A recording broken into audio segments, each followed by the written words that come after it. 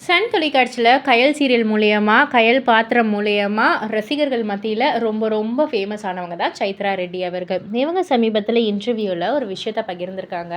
So மோட்டிவேஷ்னலாக வந்து நீங்கள் ஏதாவது வந்து சொல்லணும் அப்படின்னா, அந்த ஒரு சாங் மூலியமானா என்ன சொல்லுவீங்கன்னொன்னே, "உன்னால் முடியாதென்று ஊரே சொல்லும் நம்பாதே" அதை வந்து சொல்லலாம். பட் ஆனால் நான் வந்துட்டு மோட்டிவேஷன்லாம் வந்து நான் வந்து கேட்பேன் அப்படின்னா, நான் எப்போவுமே நம்ம சூப்பர் ஸ்டாரோடைய பாட்டு தான். ரஜினிகாந்த் சாரோடைய படையப்பா படத்தில் வந்து ஒரு பாடல் இருக்கும் இல்லையா? த தடைகள் எல்லாத்தையும் வந்து உடைத்தெறின்ற மாதிரியான ஒரு பாடல் இருக்கும். ஸோ அந்த ஒரு பாடலை தான் வந்து நான் கேட்பேன். அந்த ஒரே பாட்டில் நம்ம சூப்பர் ஸ்டார் வந்து பெருசாவார் இல்லையா? அந்த ஒரு பாட்டை தான் வந்துட்டு நான் வந்து கேட்பேன் அப்படின்ற மாதிரி வந்து சொல்லியிருக்காங்க. அதை கேட்கக்குள்ளே எனக்கு ரொம்ப ரொம்ப மோட்டிவேஷ்னலாக இருக்கும். ரொம்ப மோட்டிவேட் ஆகும்.